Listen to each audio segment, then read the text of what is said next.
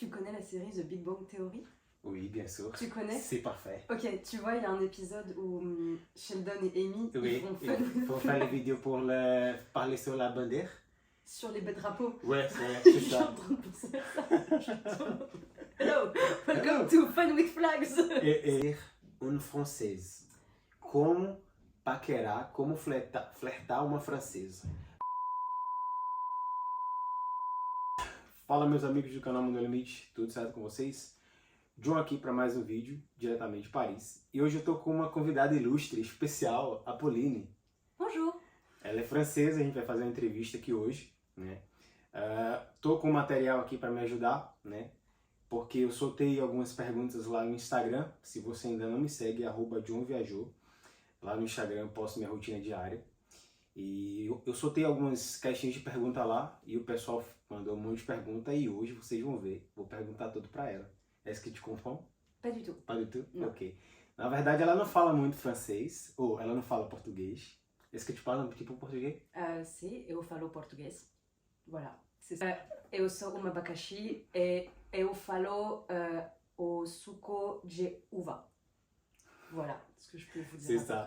Est-ce que tu veux te présenter un petit peu ou pas? Ouais, ok. Tu parles un peu de toi. Très bien. Moi, je m'appelle Apolline, je suis parisienne. Donc, je suis née à Paris, j'ai grandi à Paris. J'ai voyagé dans toute la France et un petit peu en Europe et un petit peu en dehors de l'Europe aussi. Voilà, dans la vie, je fais du casting dans le cinéma et la télévision. Voilà. Bom, para ficar melhor aqui o vídeo, eu não vou ficar traduzindo na mesma hora que ela falar. Então, eu vou colocar um subtítulo. Je vais mettre le subtítulo pour montrer après. Ok. Então, acho que vai ser mais rápido, senão o vídeo vai ficar muito longo. Vamos lá, a gente já apresentou um pouco aqui sobre a Pauline. Est-ce que en ce moment tu apprends un petit peu de portugais? Ouais, j'ai mon application sur Duolingo qui est ouverte assez régulièrement. Donc je sais dire beaucoup de choses très très utiles comme eu como uma maçã. Et je peux dire prazer em conhecer você. Je peux dire beaucoup d'autres choses. Xícara de café. Uma xícara de café. Eu gosto de xícara de café. Você gosta de café na xícara, ouais. Xícara de café. Voilà. Parfait, Je peux parfait. dire ça. Uhum. Je peux dire tudo bem. Ela tá aprendendo português há 3 semanas. E eu disse pra ela que é incroyable como tu parles, como tu apprends très vite. Merci. C'est vraiment incroyable. Obrigada. É incrível como ela aprendeu em 3 semanas muito rápido. Aqui no YouTube eu tenho compartilhado bastante informação com vocês, mas de fato não é tudo. É parte das informações que eu tenho, né? Outra parte das informações eu tenho passado lá na minha mentoria. Caso você tenha interesse, me chama lá no Instagram, @JohnViajou. Beleza, pessoal? Et voilà, on va commencer. Et la première question, c'est si la Tour Eiffel, en fait, que c'est le plus important de Paris, mais est-ce que tu connais un autre endroit qui c'est plus joli ou que c'est plus important? Tout aussi important à visiter. Oui, à visiter pour les touristes. Oui, en tant que monument, la Tour Eiffel, bien sûr, c'est un peu le cliché qu'on vient voir beaucoup à Paris. Il y a beaucoup d'autres monuments qui sont très beaux, il y a le musée du Louvre, le Sacré-Cœur, mais ce que je recommande vraiment si vous venez visiter Paris, c'est d'aller vous promener, d'aller marcher le plus possible dans Paris parce qu'il y a beaucoup d'endroits avec une architecture très belle, une architecture qui est incroyable et une ambiance qu'il faut aussi un peu ressentir dans Paris. Et donc s'éloigner parfois un petit peu des sites touristiques pour faire des choses qui sont un petit peu plus typiques. Je vous ai dit le Sacré-Cœur, mais je peux aussi vous parler de balades dans le Marais ou des balades à Montmartre ou sur le canal Saint-Martin, sur le bord de la Seine. C'est vraiment les endroits que moi je préfère à Paris. Qu'est-ce que tu fais pour relâcher, pour détendre? Pour moi, me que tu relâcher, fais pour toi-même? Pour moi-même? Ouais, pour toi-même. Moi, dans la vie, je dessine. Donc ça peut m'arriver de prendre mon carnet et puis de sortir un petit peu dans Paris pour faire des dessins. J'aime beaucoup marcher et il y a beaucoup de quartiers à Paris qui sont hyper intéressants à découvrir et qui sont des quartiers moins connus. Donc dans l'est de Paris, il y a beaucoup de quartiers qui sont très très jolis par exemple, moins connus parce qu'ils sont plus populaires. Et sinon, j'aime bien aller au café avec mes amis, raconter un peu ma vie à mes amis, ce que je fais en ce moment, pourquoi ça ne va pas, si je vais pas bien, voilà. Non, c'est parfait. Ouais. Et en français? en général, tu penses quoi? En En français, France, ce que les Français font pour se ouais, détendre. pour se détendre. Les Français boivent beaucoup, donc il y a beaucoup le côté de boire un petit verre après le travail pour aller se détendre, ça se fait pas mal. Aller au café, fumer une cigarette et boire un verre de vin et raconter sa philosophie de vie à ses amis, c'est un truc que les Français font beaucoup. Ah, ok. Ouais. Apolline, elle est une personne très, très naturelle. Elle ne pas boire d'alcool et pas boire des mange du sucre et autre chose. Ouais. Ouais. C'est parfait. Effectivement. J'ai arrêté de fumer aussi. Ouais. Oui. Ce que tu aimes en France, c'est quoi les choses que tu kiffes? En France, ce qui est vraiment chouette, c'est que les choses sont très accessibles. Donc c'est possible en quelques heures de pouvoir aller à la montagne ou à la mer ou de rejoindre des amis dans un endroit. Et en France, on a des paysages qui sont très très diversifiés. Donc ce que je disais sur la montagne, sur la mer, mais il y a aussi d'autres régions qui sont un peu moins connues, où il y a toujours énormément de richesses en termes de culture et de nourriture et d'usages qui sont très très grands. Ça en France, c'est vraiment une vraie richesse qu'on a, c'est que où qu'on aille, la culture elle change, les traditions elles peuvent changer aussi, la manière... la manière de parler aussi. Oui, la manière, les accents changent aussi. Tu vois, quand on se fait la bise, tu connais la bise en France, oui. Et ben, si tu fais la bise à Paris, tu commences de ce côté-là, mais si tu fais la bise à Marseille, tu commences de ce côté-là. Mais c'est d'où? À Paris, c'est d'où? À Paris, c'est 2, et à Montpellier, c'est 3. C'est 3? Ouais. Ok. Voilà. Tu vois, avec ça peut changer un petit peu. Ouais, diz que tem muitas coisas que mudam, mas essa questão de quando você vai conhecer uma pessoa, que você dá o beijo, né? Em Paris você começa pelo lado esquerdo e depois você beija do lado direito. Mas já tem um outro lugar que beija dos 3 lados. Au Brésil aussi, si tu voyages dans le Brésil, les accents changent, comme tu le fais, les compliments changent. Et vous faites la bise aussi au Brésil? Ah, vous faites la bise Normalement, aussi? c'est 2, okay. Mais il y a un endroit que c'est 3 aussi. Okay. Et à Paris, qu'est-ce que tu kiffes? Qu'est-ce que tu aimes faire? À Paris, ce qui est trop bien, c'est que y a vraiment beaucoup de choses qui sont accessibles culturellement. Alors, Paris c'est cher, ça c'est le problème, c'est que Paris c'est très cher. Ouais, mais il y a quand même beaucoup de vie associative, il y a quand même beaucoup d'endroits qui sont pas trop chers, qui sont accessibles, et où il peut y avoir des artistes, des concerts, des expositions qui sont accessibles. Et comme Paris c'est relativement petit quand on est à l'intérieur de la ville, c'est très facile de se déplacer si on est à vélo ou à pied, et ce que j'aime c'est qu'il y a toujours quelque chose à faire. Le soir, il y a toujours quelque chose à faire en journée. C'est impossible de s'ennuyer à Paris. Si on connaît un petit peu, on peut vraiment vivre plein de choses différentes en très très peu de temps. Ok. Et est-ce que tu as quelqu'un exemple d'endroit pas cher ou de quelque chose qui quelqu'un peut faire que c'est pas cher? Ouais, en été par exemple, si vous voulez... Alors déjà, il y a toutes les promenades à Paris qui sont forcément accessibles. En été, vous pouvez aller vous promener sur les quais, il y a souvent des cours de danse qui sont donnés. Ça c'est plutôt en été, du coup j'ai plus des plans pas chers en été. Il y a des cours de danse, il peut y avoir des fanfares, il peut y avoir des petits concerts qui sont un peu organisés comme ça. Il y a des espaces aussi parfois de fêtes où c'est pas payant. Ça il faut regarder, il faut se renseigner un petit peu. Ça peut être gratuit, il faut se renseigner un peu à l'avance de où c'est. Mais il n'y a pas tout qui est payant, il faut se renseigner en allant un peu soit sur Instagram, soit sur d'autres groupes où il peut parfois y avoir des bons plans à trouver, quoi. Et y aller et essayer de voir un petit peu ce qui se passe là-bas. Ok, et ça c'est les choses qui sont parfaites à Paris, mais et les choses qui vraiment tu détestes à Paris sont quoi? C'est cher. Paris c'est très cher. La vie en appartement c'est compliqué, les loyers sont très très élevés, donc ça c'est quand même un truc à prendre en compte. Sur la pollution ça va mieux aujourd'hui, mais il y a quand même toujours beaucoup de pollution.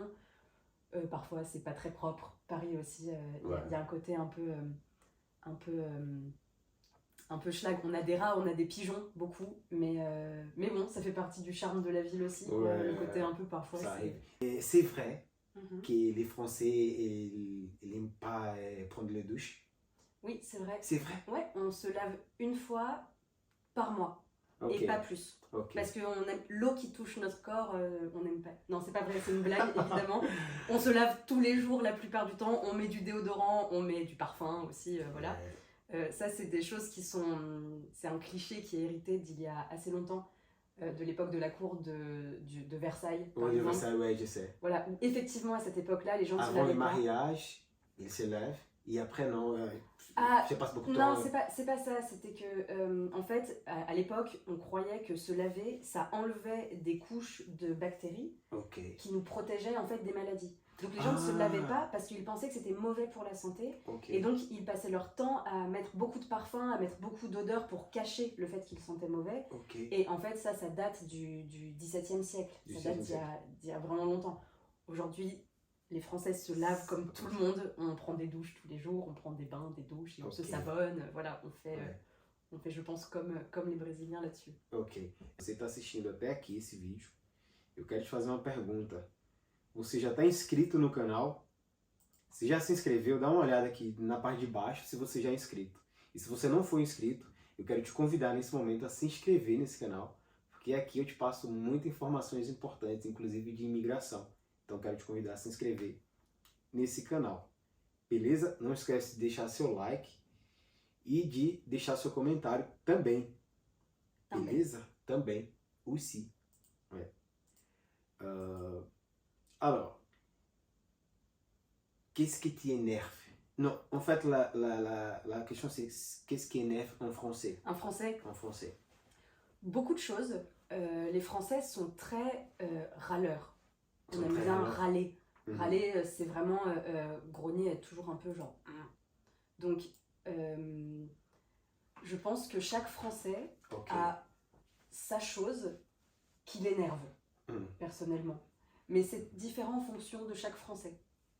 Mais il faut savoir ça, c'est vrai qu'on est un peuple qui aime râler, on aime se plaindre, on aime parfois le côté un peu négatif, on aime dire « Ah, ça c'est mauvais, ça c'est nul, ça c'est pas bien ».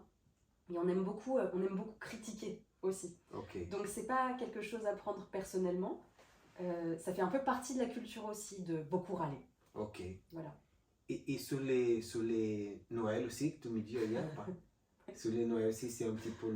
Ouais, non, ça c'est plus parce que les fêtes viennent de se passer et souvent Noël c'est une période très pressurisante qui met beaucoup la pression aux Français parce que c'est le moment où il faut acheter les cadeaux, tout le monde doit aller dans sa famille, donc tout le monde est très tendu en fait dans cette période-là.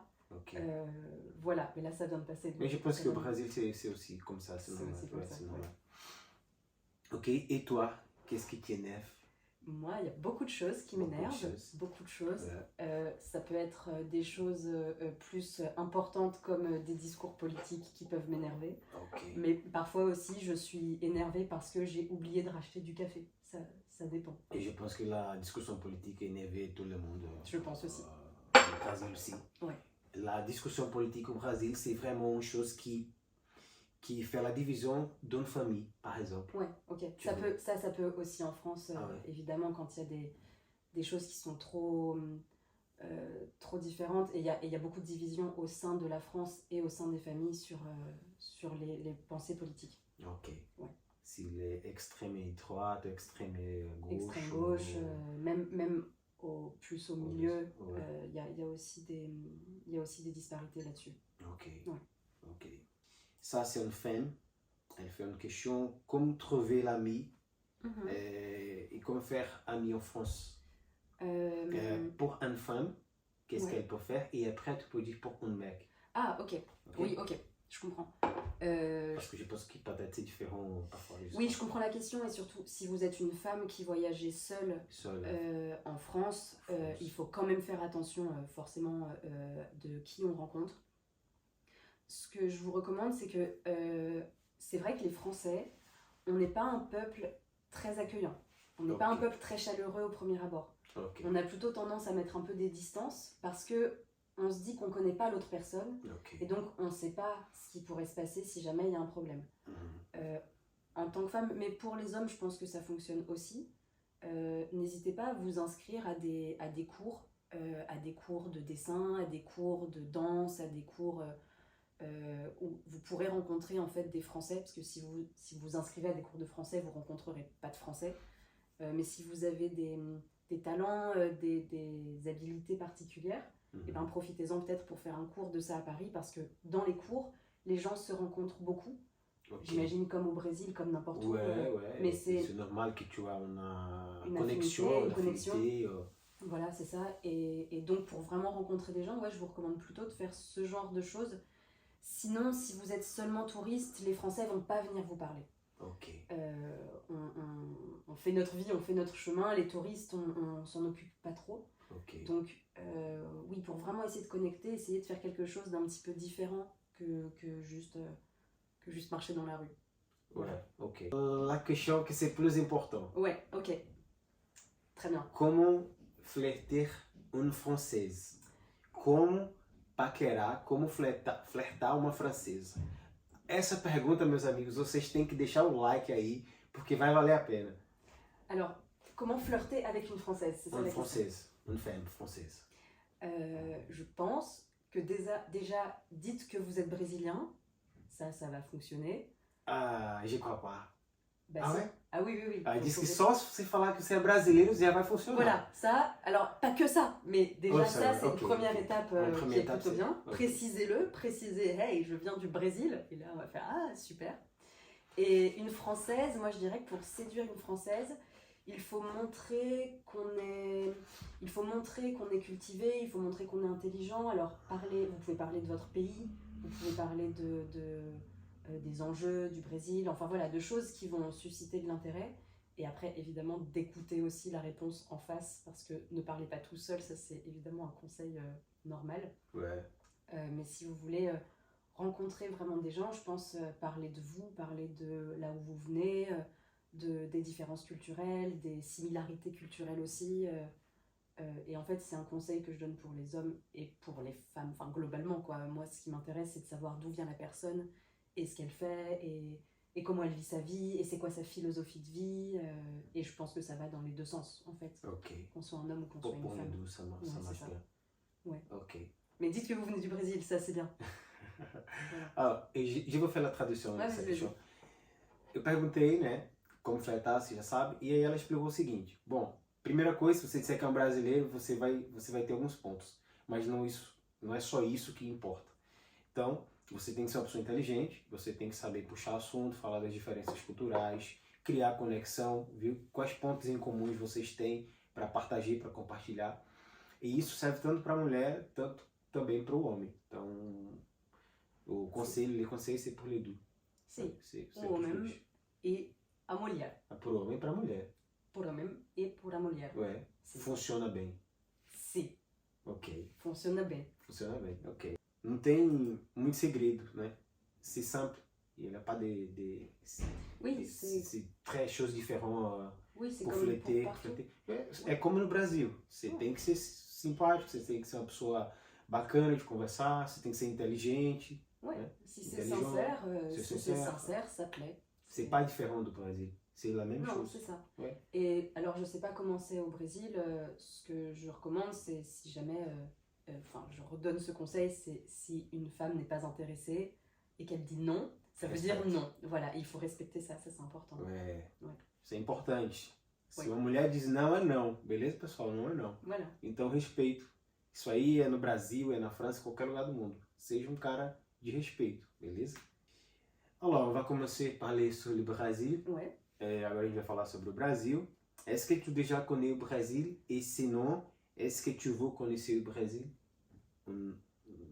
Dans ma vie. jour, dans la vie. Ouais. Alors malheureusement, je connais pas du tout le Brésil. Vraiment, je n'y suis jamais allée, mais j'aimerais beaucoup. Ça a l'air super et tout ce que tu m'as raconté, en tout cas sur ton pays, ça donne très envie d'y aller. Ok. Et ça donne très envie de voyager à l'intérieur du Brésil pour voir les différences qu'il y a à l'intérieur du pays. Uhum. Donc oui, j'aimerais beaucoup y aller, Ok. bien sûr.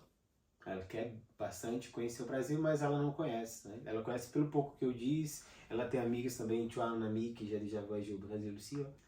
Ouais, j'ai des amis qui ont Ouais, voyagé t'es- au Brésil, pas mal. Ouais, ouais. Ouais, ela tem amigas também que já viajou ao Brasil e elas têm interesse, mas ainda não conhecem.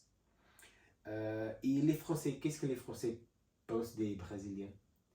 Un peu dans le cliché Dans de le ce qu'on cliché. pense des Brésiliens, on va penser que c'est des gens très solaires, très amicaux, très fêtards, qui aiment bien faire la fête Aham. et qui aiment bien rencontrer des gens en fait qui sont très sociables. Que são très C'est ça sociais. un peu l'idée qu'on a des Brésiliens. Ok. Et en général, je pense comme ça. Isso se brasileiro. Et ben voilà, Ouais, c'est je que pense c'est comme ça. peut-être pas tant un cliché que ça. Ouais, Ouais. ouais. Que os franceses pensam do Brasil? Ela falou que no geral é isso, são pessoas que são simpáticas, pessoas que amam festa, ir pra festa. É um clichê que em todo mundo a gente, em todos os países acho que eles pensam assim da gente, e eu como brasileiro, no geral, penso que é assim no Brasil, né? Pessoas que amam festa, que são mais amigáveis, que têm mais contato, é isso, c'est ça. Ouais. Et toi, qu'est-ce que tu penses des Brésil ou des Brésiliens? Et ben, ce que je viens de te dire, mais la difficulté, c'est que tu...